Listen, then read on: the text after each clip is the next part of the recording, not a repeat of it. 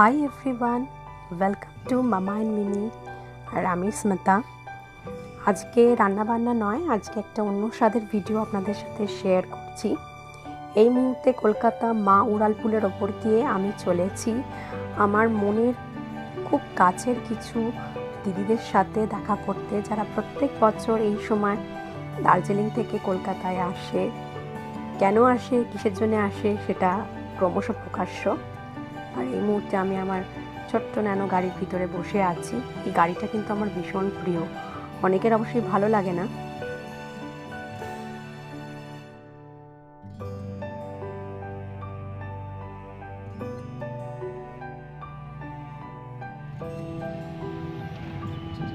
আমরা পৌঁছে গেছি ইকো পার্ক, গেট নাম্বার 1-এর সামনে, যেখানে গাড়ি পার্কিংয়ের জায়গা ব্যবস্থা করা হয়েছে।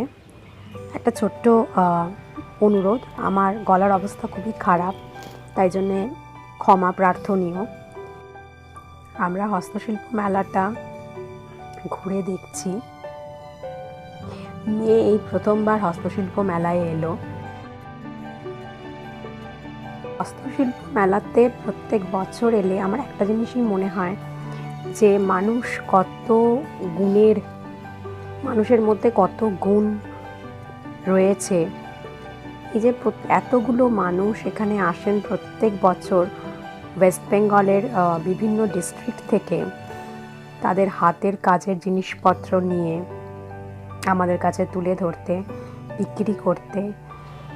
সেগুলো দেখলে আমার মনে হয় যে মানুষ কত কিছু জানে করতে, হাতে তৈরি করতে, এবং তাদের এই হাতের জিনিসগুলোর মধ্যে অল্প বিস্তর হয়তো ত্রুটি আছে, কিন্তু সেই জন্যেই এই হ্যান্ডিক্রাফট জিনিসগুলো বোধহয় আরও বেশি আকর্ষণীয় আর সুন্দর হয়ে ওঠে।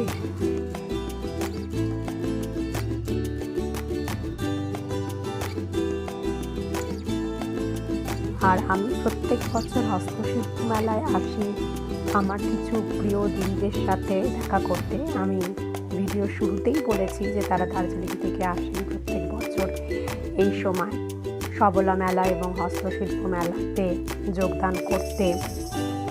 এই দুটো মেলাই যথেষ্ট, আমার মনে হয় খুব ভালো দুটো প্ল্যাটফর্ম, এখানে এই ধরনের শিল্পী মানুষ, গুণী মানুষ, কাজের মানুষরা তাদের নিজেদের জিনিসপত্র আমাদের কাছে তুলে ধরতে সক্ষম হন।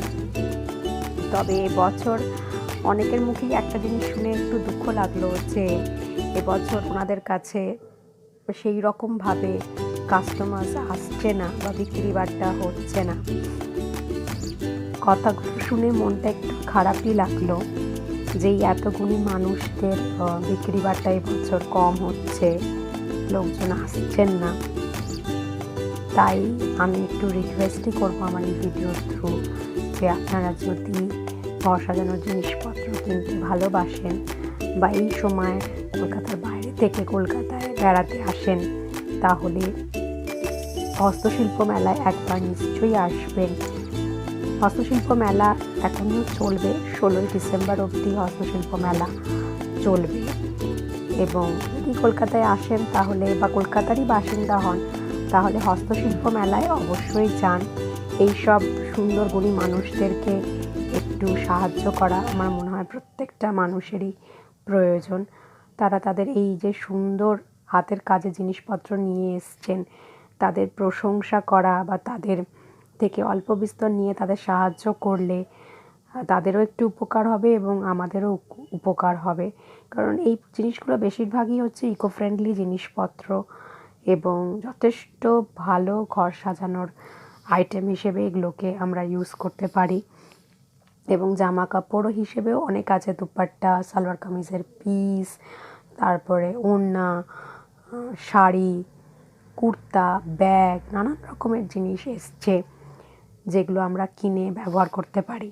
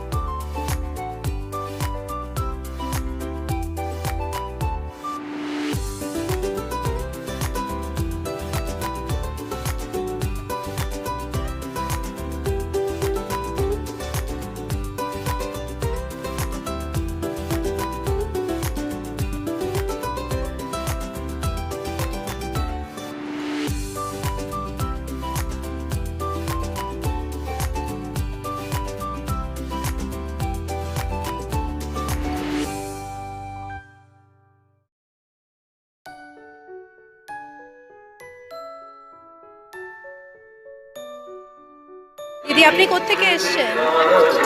উত্তর চব্বিশ পরগনা।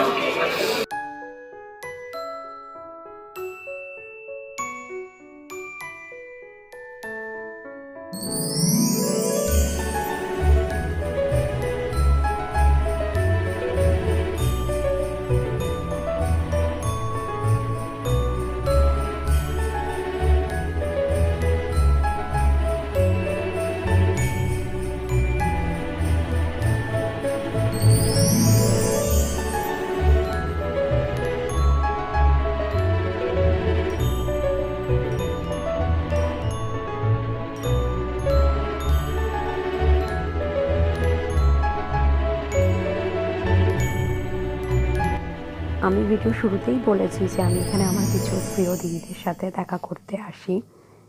আর আমার হাজব্যান্ড সেই দিদিদের মধ্যে একজন দিদিকে অলরেডি খুঁজে পেয়ে গেছেন।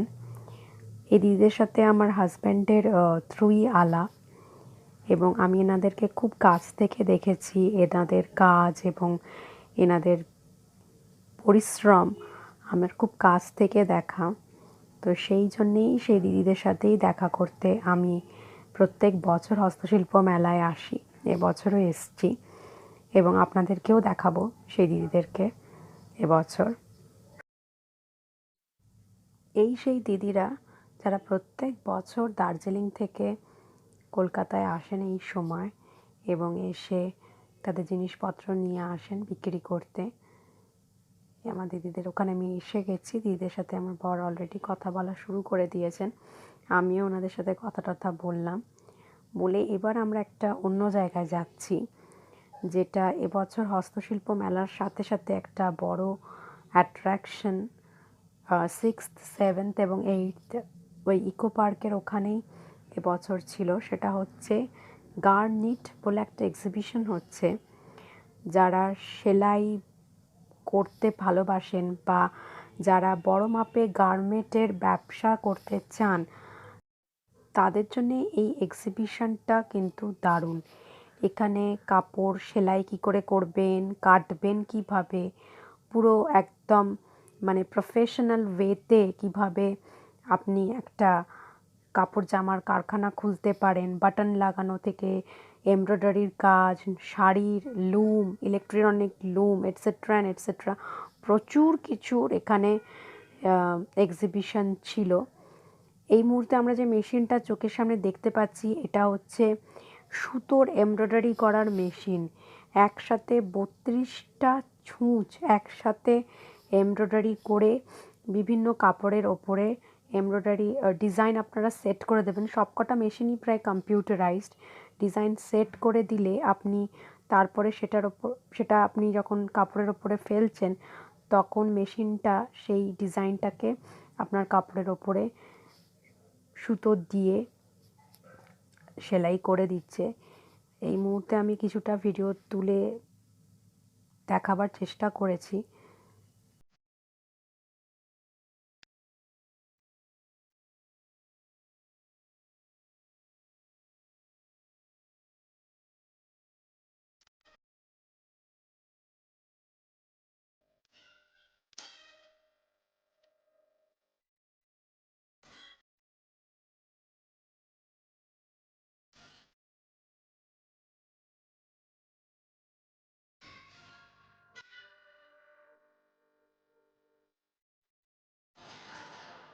এই এক্সিবিশনটা কিন্তু সেই সব মানুষদের জন্য খুবই মানে দরকারি এবং প্রয়োজনীয় এবং খুবই ভালো, যারা আর কি প্রফেশনাল ওয়েতে টেক্সটাইল রিলেটেড বিজনেস করতে চায় তাদের জন্যে।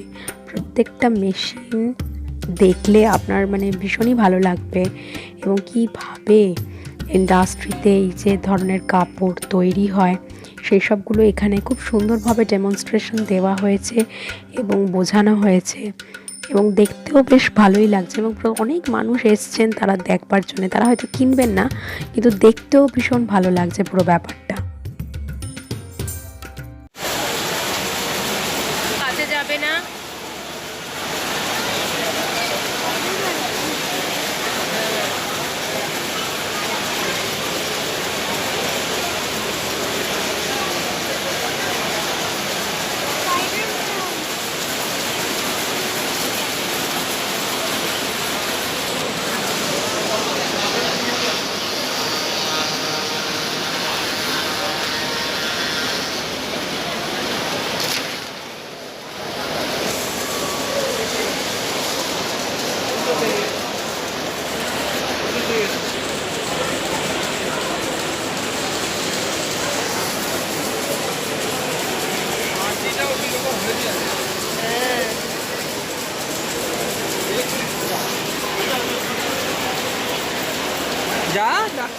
আছি তো আমি।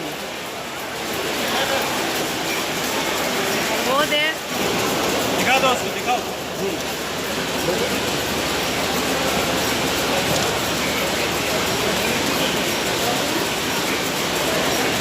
दे भाई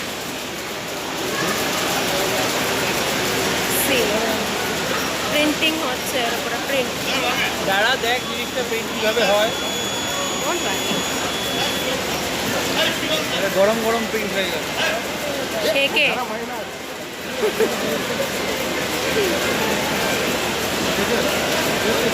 ওয়াও হট হট ওই যে টি শার্ট পরিস, টি শার্টের উপরে এই ধরনের সবই হয়ে আছে। This is for your new work. Oh my god. দেখে যাও ঘর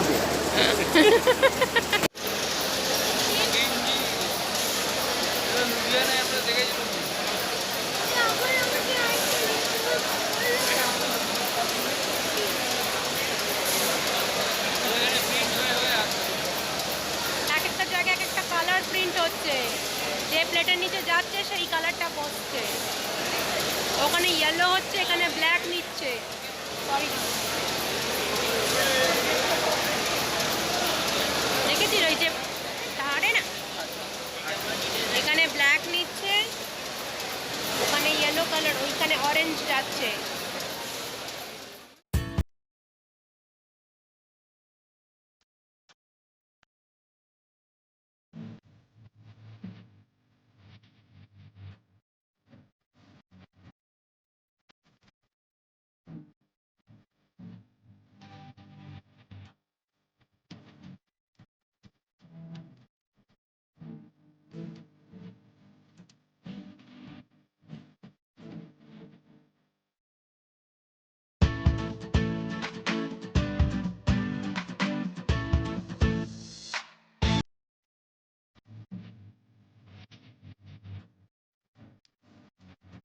বহরমপুর, মুর্শিদাবাদের বহরমপুর তো অনেক বড় জায়গা, ওর মধ্যে কোন জায়গা থেকে? রংপুর থেকে আমাদের ওখান থেকে আবার 24 কিলোমিটার যেতে হয়। জায়গার নাম কি? চক ইসলামপুর। চক ইসলামপুর। আচ্ছা, ইসলামপুর বলে ধরুন চিনতে পারে না, খাদি বিখ্যাত আমাদের ইসলামপুর। এবার আমাদের বাড়ি ফেরার পালা। সামনে বিশ্ব বাংলা গেট।